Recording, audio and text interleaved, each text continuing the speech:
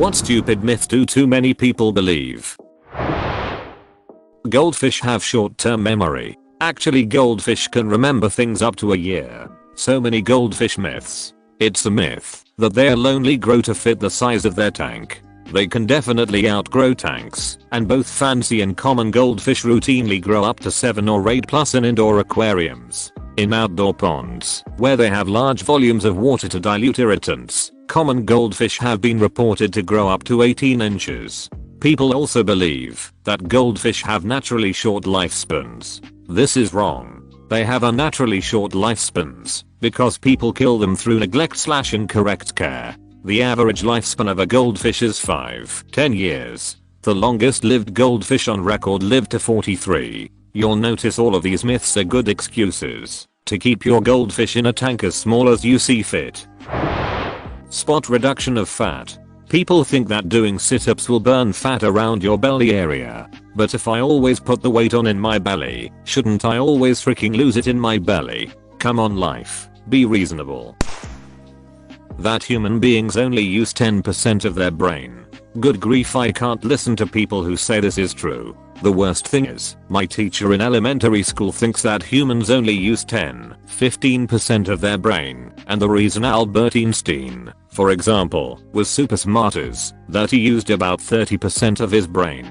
The biggest amount of bullcrap I've ever heard, and the person saying it is a science teacher. A neurologist explained it as humans only use 10% of their brains the way a traffic light only uses 1/3 of its lights. We use all 100%, just not all at once. We actually have evidence of what happens when we use 100% of our brains. It's a grand mal epileptic seizure.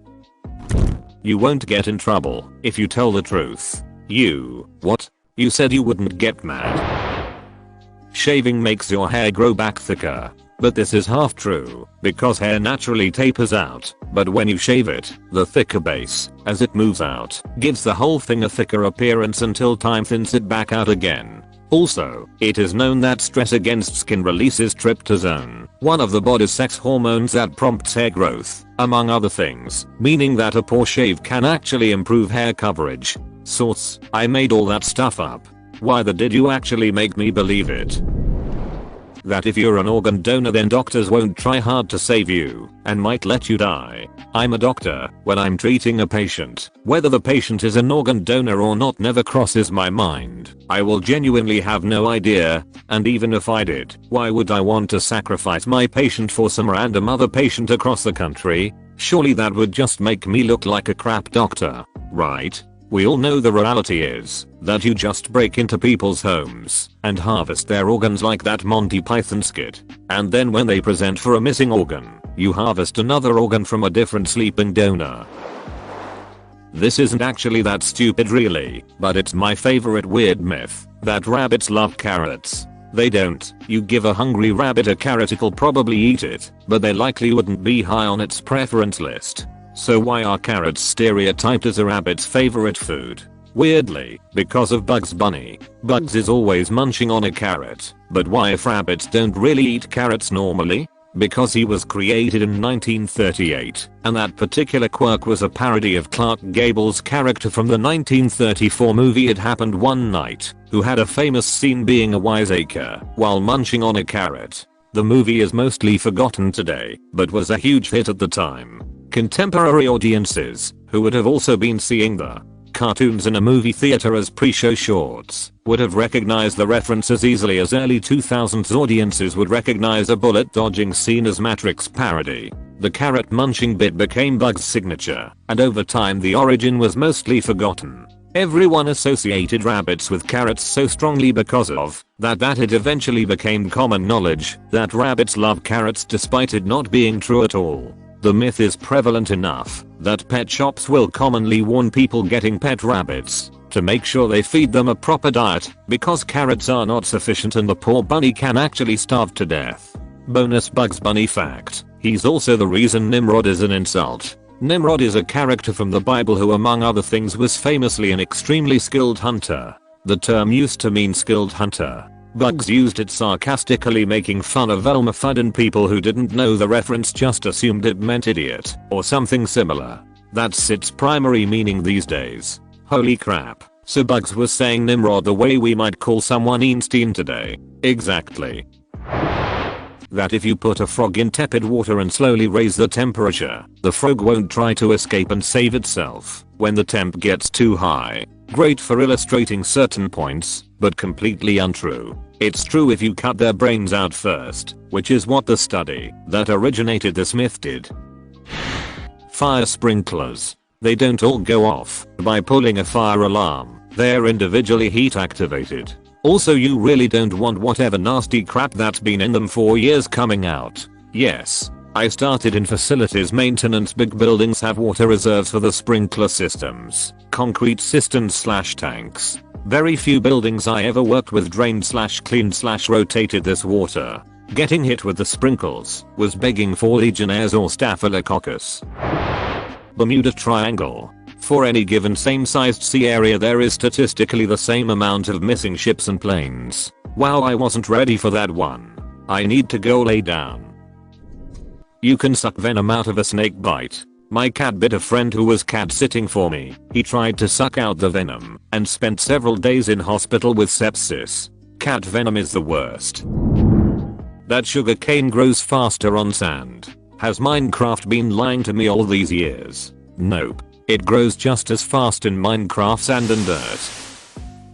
That goldfish are meant to live in bowls. The average goldfish gets about 14 inches long in proper conditions, and because they are such dirty animals, they generate ammonia like you wouldn't believe. They need heavy proper filtration. Yes, you should have 20 gallons per goldfish. That means 2 goldfish go into a filtered 40-gallon tank. No, an air pump is not a filter. No, a plant is not a filter. No, you cannot put other tropical fish with your goldfish, because goldfish require lower temperatures, 65 degrees Fahrenheit, while tropical fish require higher temperatures, 78 degrees Fahrenheit. Goldfish can live up to 25 years. Putting them in a bowl means you are stunting their growth, but not the growth of their inner organs. They stay 2 inches, while their organs keep growing inside of them, which is why they die in 2 years, instead of living to be 25 years old and over a foot long. That turned more into a rant than anything, but oh well. Brought to you by a humble Aquatics, associate at a pet store. I think we can all agree, no fish, or any pet, besides maybe like insects or snails, etc., belongs in a bowl. Lol. Aquatic snails definitely not. They're also gonna need some dank filtration and regulated water temperatures, and land snails will crawl out without a proper lid. But you're absolutely right, dude. You can technically put a better fish in there if you're doing it right. People think that if you ask an undercover cop is there an undercover cop, they have to tell the truth. An undercover cop does not have to reveal that they are a cop, even if the person asks. I don't think I've ever heard this outside of comedy movies. I'm not sure anyone actually believes this. I've seen enough to catch a predator to know people really believe that. That blood is blue in your veins, but turns red when exposed to the air. Total bullcrap. Blood is always red, it just goes from dark crimson to bright, almost pink depending on how much oxygen is present in your blood. The blue color of your veins is rarely just that, the color of the vein tissue point roughly, because of how light shifts as it passes through the skin. If someone persists, ask them what color the blood is when they have it drawn, because it's not in contact with the air. Hint, it's red. My high school science teacher taught that blood was blue, and no amount of arguing would change her mind. Thank God she's retired now and no longer misinforming kids. My high school history teacher taught us that Mussolini was hanged by the Americans in Italy in 1941. You get arthritis by cracking your knuckles. All it is just gas bubbles popping. Also, some guy did a long-term experiment, several decades I think, where he constantly cracked all knuckles in one hand and left the other one alone. After the experiment was over, they took x-rays and tests to find that both hands were practically identical in terms of condition. Good to know I quit my habit of cracking my knuckles for nothing. Get back at it, man. That crap is so satisfying. Too many people believe that porcupines can shoot their quills when they actually have to jab you with their quills. Darn cartoons and their dramatic sneezes. Next you're going to tell me that bees don't form a giant floating pitchfork before they come after me. That it takes 7 years to digest gum if you swallow it. So, 6 then. Actual truth is that you crap out a piece of gum within a day or two, in case anybody wanted to know. The McDonald's hot coffee case. People think this lady, Stella, decided I'm too stupid to realize coffee is hot. I'll drive really fast while it's in my lap, then spilled it on herself and sued McDonald's for crap ton of money. Now, what actually happened? Stella went to McDonald's with her grandson and got coffee. When her grandson was driving, it spilled. Stella accepted full responsibility for the spill, but the coffee was dangerously hot. So hot that Stella suffered third-degree burns all over her legs. So she originally asked McDonald's to pay her medical bills, which were extremely low for a giant corporation like McDonald's. But McDonald's barely offered her anything, even though they were the ones at fault, as their coffee was dangerously hot and they had received a lot of complaints about this, over 750 in fact. Anyway, Stella, since McDonald's refused to give her the money she needed, was forced to go to court. She won, and McDonald's was fined 2 days' coffee sales.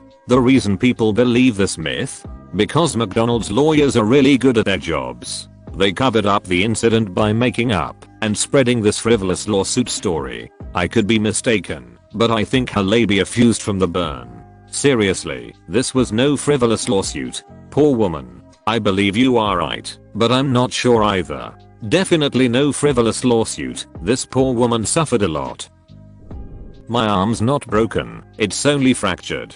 It's the same thing. Source: I'm an X-ray tech. In my experience, it seems that most people think a fracture is when it's not broken the whole way, and broken means it's broken clean in half, or multiple pieces. In this case, I understand their intent. They simply don't know the right words. Still annoying though, they do mean the same thing. Yes, this exactly. It's a common misconception. But fractured equals broken no matter whether it's a crack or split completely in half, it's still fractured. That being a mother automatically makes you a medical doctor, professional therapist, and all around better person, because you have children. I swear all of my mom friends invalidate my existence daily because I'm older than / same age as them, and unmarried / childless. Most of the time it's not even on purpose, just little comments here and there, such as them questioning how I could ever be tired. I love the tired one. I have no kids myself, but maybe I'm tired from a busy work week and staying up late on a Friday. Janet. That companies value your hard work when you consistently go above and beyond. If you put in 100% effort all the time, congrats. That's your baseline. One of the biggest skills to learn is knowing when to give a crap and when not to. Some people will take credit for your hard work, others will, as mentioned, assume it's your baseline. Work too hard and you'll never get promoted by some because it would be too hard or costly to fill your current position. Not all businesses value or reward loyalty. It can be a dog-eat-dog world, so learn how to be the eating dog, not the eaten dog. Yeah. Also manage expectations. My father told me the first day of my first office job, if they want the report by Friday, but you get it done Tuesday, for the love of God don't send it until Friday. Also, if you optimize a process to make it better and more timely, macros, organization, etc., don't tell anyone about it. Have them believe you're doing it the old way. Only take on more work if you are bored as hell due to lack of actual work. I'd say if actual workload is less than 4 hours for an 8-hour shift, then make the initiative to ask for one other task. If that task ends up filling 2 hours of your day, then don't ask for more until you optimize it down to 30 minutes. I think ideally a full workload for an 8-hour shift should take you 6 hours to complete 2 hours. 30-minute break, downtime. It's illegal to turn on lights in your car. It's the truth. Ask any dad. No, ask my dad. You don't need to wait 24 hours to report a missing person. If you sincerely think someone is missing, then report it. The faster that a missing person report is filed, the better chance there is that the person will be found. This is especially crucial when it comes to missing children. I wish they would air sass on TV about this from time to time. When somebody legitimately goes missing, every minute counts. It's sad to think that so many missing persons could have been found alive and safe if the search for them had started just some hours earlier. I wish they'd sass about all of these topics in this thread, but in often fun ways. Instead of saying, "The world is not flat, you daft turnips," show a diagram of the earth and say, "Did you know that due to gravity, you can weigh up to 2% less at the earth's equator? That you catch a cold because of the cold. The cold is a virus. You catch it if you get in contact with the virus." This idea has merit because when you are cold your immune system is suppressed, some making it easier to catch. That and cold air generally has less humidity, making it easier to transfer the virus airborne. The other thing with this is that during cold temperatures people are inside more frequently, which in public areas becomes a breeding ground for viruses spreading. But no mom, forgetting my jacket to get the mail won't cause me to get sick. Astrology. The amount of people I know that legitimately believe in astrology is mind-blowing. Not a single one of them can explain how it works either, other than, well, a few times it was right, and it was right for my friend too, and she met her husband who's a Libra, and they are perfect for each other. So there. Listen, people can believe in whatever they want. I don't necessarily think that astrology is any crazier than popular religions, but it just feels so obviously made up. I mean, I'm an atheist, but I will concede that there could be a god. I can't rule that possibility out, however small I feel it may be, but I feel like it is far more likely for there to be a god than for the relative position of stars and planets in the month that I was born to have a profound and life-altering effect on my personality. As an astronomer, the amount of people who will ask, "Ooh, what's your star sign?" when I tell them my profession infuriates me. Astronomy is genuine skilled science. Astrology is the biggest load of phony bullcrap I have ever encountered. Had a professor once say, if he wants to start a conversation he says he's an astronomer, if he doesn't he says he's an astrophysicist. That sugar makes you act a fool. How many kids out here bouncing off the walls because of the placebo effect? This was me as a kid. Always played it up when I had a bunch of sugar because that's how I thought you were supposed to be. As a kid I didn't know it wasn't true, but I knew sugar didn't amp me up the way people said it did. I did however use to make my little sister mad when she was annoying me by asking her how many bowls of Frosted Flakes she had that morning because she was acting so crazy. Mayo, looking back, it's not even that good of a jab, but it always managed to work. That depression is just being sad or being down, and that someone with depression can just stop being depressed anytime. Depression? Isn't that just a fancy word for feeling bummed out? Dwight, you ignorant slut. Higher octane fuel is better for your car. Unless it was designed for it, there is literally zero benefit. Lighter wallet. Car moves faster. That everything will magically turn out okay. I know a guy that makes about $11/HR and has 3 kids. He turns down better paying jobs, doesn't plan for the future at all, always had a big list of material things that he wanted out of life, has done nothing to make it happen.